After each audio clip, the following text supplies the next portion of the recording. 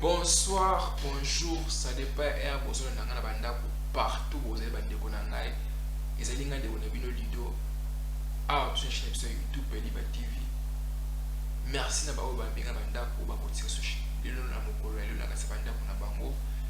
Yela ba kike nga chaque fois na ya pona koloba business, et pona kola msa conscience ya ba jeune congolais au bas de la diaspora, au bas de l'Afrique partout na mokolo bimba parce que to communauté que congolais africain la muka soit conscience ya maela ba moto parce que lelo zali passe pe ma komona biso ba congolais ba africain to kanza ke muto osala ke Congo ba Afrique est développé et ça li banque mondiale et ça ba mindele Union européenne nzoka de ba tona ba so butu mo en Afrique na Congo pona ko profiter na bombe mona bino pona ko manipuler biso pona ko sala ke biso na biso ba africain ba congolais to bomona ka bango ba profiter na bombe mona biso na ba richesse ko na ba beni na biso c'est les congolais ko tazali africain ko toute la question de que eloko nini Afrique et ça là yo mais toute la question qui est que congolais africain eloko nini ko sa pona mboka na ope pona Afrique et développer ba question bon c'est que ba congolais africain tout na ka côté to vani parce que muto ça là que Congo pa Afrique et développer et ça linga na yo ça ba mindelete Union européenne et ça li ngana mukolo ba congolais ba africain ba kola muka ba ko so conscience ya maila ba moto peuple congolais na kati sa ville na solo to le bani kambotali business ba ngulu ça veut dire que les business moko ba ndeko na ba congolais ba africain surtout ba oyo ba sana kati sa Congo na kati sa Afrique parce que le sala na participer ba wana seka butu mo tana mona ke ba jeune congolais bele ba jeune africain mingi parce que risque ba vie na bango pour la koluka na poto bakanisi ke pona ozala bien na kati Afrique ou bien pozala na mbongo ozala na vie moko ya bien c'est indika ozala na poto zoko ndeza na bato belé bazala kati Congo na kati Afrique parce que comment ba millionnaire parce que réussir ba vie na bango kaka na Afrique ça na possibilité que ay na poto ou bien que les États-Unis ou bien risquer ba vie na ndé tout ce qu'on a ba chaîne de la kati Afrique parce que réussir ba vie na bango na ba nzela ba mai pona koya na poto zoka na kati ya Congo na kati ya Afrique ko vanda pe ou gagner ba millions de dollars grâce à business on a des business moko vraiment surtout le dit que vous a gêne na mbongo mo se parler pour zo quand ça butu mo bomba au risquer ba vie na OK na banzela ya po ya Turquie banzela ya ba Tunisie kuna oya okati oya na poto zoka ndeze erreur makasi économie nyonso zo bomba pona osala ba biloko wana buzoba wana okoki kozwa mbongo wana oinversi na domaine oyo nazosemloke business ya bangulu eza na mbongo ya kosala te bandeko na bacongolais na kati ya Congo na bapeyi mingi Afrique tonéglige yango tomona bangulu boye kobokola bangulu eza biloko mwa sali te parce na yebi biloko wana mingi na kati ya Congo bachine ebele aolinga kobokola bangulu te omona nga bisala mwa sali te nga na chaîne na propre na wasima babiloko wana te nzoka nde sokolobiki olanse na business ya bangulu bandeko nanga bacongolais eza na mbongo sobiki okoma millionnaire milliardaire grâce ya business otoloba lelo business ya bangulu eza na mbongo ya kosakana te parce que solobiki na kati ya Congo za première producteur ya bangulu bandeko na ngai business ya kitoko parce que eza business moko parce que ngulu abotaka chaque fois ça dépend ba race mais ngulu abotaka chaque fois soko loki race moko ya bien olobi ki okobana même na dengulu osana possibilité ki okobana na 5 10 ça dépend ba koki na mais soko osana ba koki beto biki osala effort biki obanika na dengulu moko ya mwasi moko ya mobali oloki ba race ya bien kitoko bani na bango de snipes ba ndeko na ba congolais ba africain na ba moyo koya na mikolo koya ko sa même na 10 20 ngulu zo continuer oyo surtout ko sa même na ba 300 500 ngulu ça dépend il est ciblé ma koki ozana ngulu ça azali élevage moko vraiment azana mbongo ya kosakana te mais il faut bango kita mozo lancer na business ote ba ngulu aliaka vraiment mingi singa pe ba tonga na e mais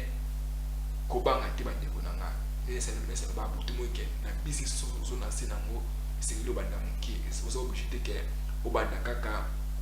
munene na muki ozana ngoko ko banda zamba ko pambola yo okende liboso ça veut dire que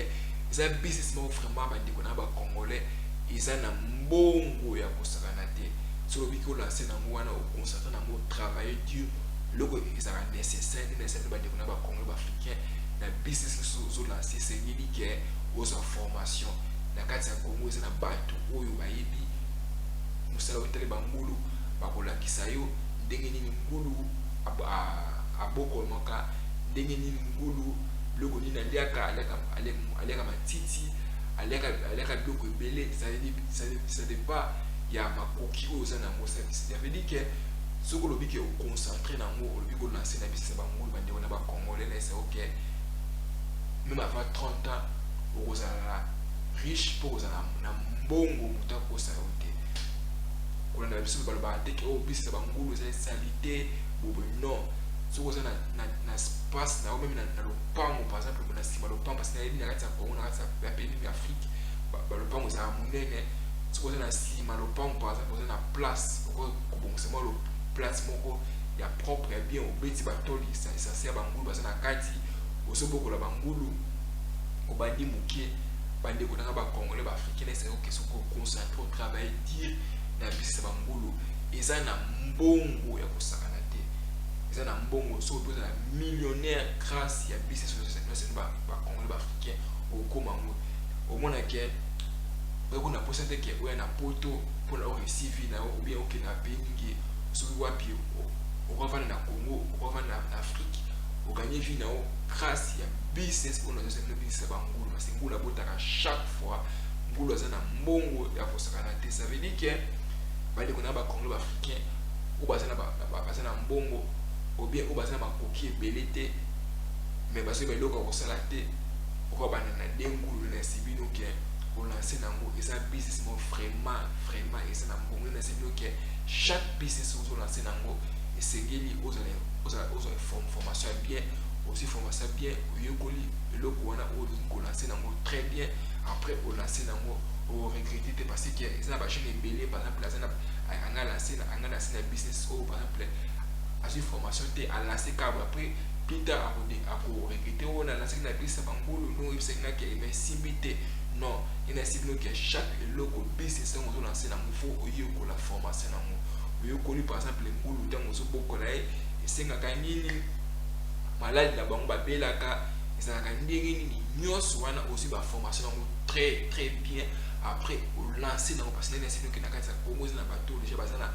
na domaine wana na Congo bayebi eloko wana très bien oproche bango otuni baquestion baelakisi yo ndenge nini ezalaka so oza na mbongo ya 3 ngulu 4 ngulu mibale ça dépend makoki na yo mpe ça dépend ya espace oyo oza nango olanse nango mais au bout non parce que ngulu nesi que alia esenga vraiment alia chaque fois alia mingi ça veut dire que au bout nango na bisa facile que nesi que le mot ça facilité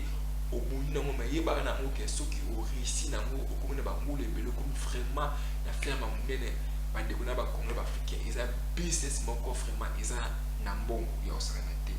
pourquoi ça ne peut pas millionnaire en dollars la France c'est fait millionnaire en dollars grâce ya business ya bangulu c'est le mot que bandeko na ngai eza vraiment checkpoint eza vraiment le mot sikoyo lancer nango eza na ba millions sino que na kati ya Congo na kati ya Afrique c'est pour ça que nous avons ba millions de dollars nous avons ba millionnaires congolais ba millionnaires africains botala besika au bis ba congolais ba chez congolais ba chez africain to toucher pour to gagner ba millions na kati ya Afrique na kati ya Congo yango wana parce que les passe pe mawa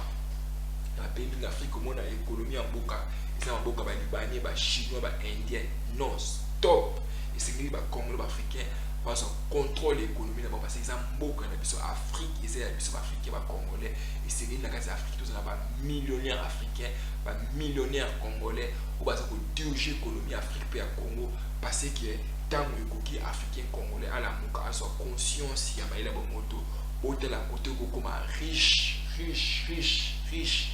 mbango eteke okeno simba kisi osala bo non esa no mutu ke ba chèque ko ba kina ko simba kisi pona zo mbongo poasa da bo ba chèque moko futi ba chèque moko ba yebi ko luka mbongo te ba chèque moko ba yebi ba pasa ba yela ko luka mbongo te parce que chèque wa yebi ba yela ko azama yela ko luka mbongo azana ma connaissance ayebi ko tina ko verser mbongo da ko tina ko multiplier mbongo na pona aganya no ba million botela ko te ko boka mbongo ya ngoyo eteke osala na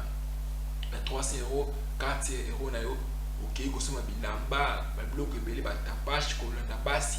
bozoba botala kote soza na mbongo koinversi yango wana okokoma bamillion parce que soza na $4 naona kati na Congo oza na espace naona nini esi bino ke olobi na obani na 3 ngulu na yo checkpoint obani na 3 ngulu c'est bon de ya basi moko ya mobali pitata baomona ke bosutuka oza na 30 40 ngulu parce que ngulu moso oteki yango oza na Congo boyebi yango très bien ngulu moko aza na valeur ya $120. Ça veut dire que soki olukalike sikoyo soki oza na ferme ya monene chaque fois oteka bangulu combien de dollars okosala combien de chiffre d'affaires okosala parce que ezali business moko eza na mbongo ya kosala na te peuple congo bashir congolais oyo boza na Congo oyo boza na Afrique partout boza na diaspora boza na bambongo boza bakote ya université botala bakote bokosala ba millions de dollars na kati ya Afrique na kati ya Congo grâce ya élevage ya bangulu peuple congolais peuple africain tokutani balasi bana chaîne de YouTube et Liberté que chaque fois mais pour la conscience ya peuple congolais peuple africain parce que comme en tant que congolais africain à la muka toute la question de que loko nini Congo pa Afrique et ça là mais toute la question que loko nini yo congolais africain mutumindo partout vani na diaspora a na Congo partout oui ko ça pour na mboka na et développer ba question c'est que tout na ya mwana au près certain na mo bi ba tekaka na ba parti politique na ba politique ba ko ba battre l'histoire non jeune congolais la muka so conscience inverse na mboka na ça la bilanga boko la bibwele versi na domaine de bangulu parce que ngulu azana mbongo parce que lo dirige mboka c'est économie tant que économie ne pas comme l'africain aux na maboka étranger ba libanais ba indien ba chinois même ceux qui finga bango botumo ba contrôler parce que bazana mbongo bazana économie ne pas maboka pour na tous économie on a maboka c'est qu'il to inverse na mboka ne pas diaspora ba congolais c'est qu'il to soit contrôle économique to on a malobate mais tant que ko tonga ba entreprise ko tonga ba ferme to so ko ba terrain pour na ko sala bilanga ko sala makambo ba business yango esala ke équilibre ko sala makambo te économie au moins appelle na kazi ya Congo comme na ba millionnaire congolais ba riche homme d'affaires ba puissant na bilamba te mais l'économie na mbongo tukuteni balasima na chaîne ya biso ya YouTube Liberté TV ina sepo kezali nga ndeko na nga de video na epona kona sa conscience ya peuple congolais ba jeune congolais partout au sein na mokili mo mappé na monde tukuteni balasima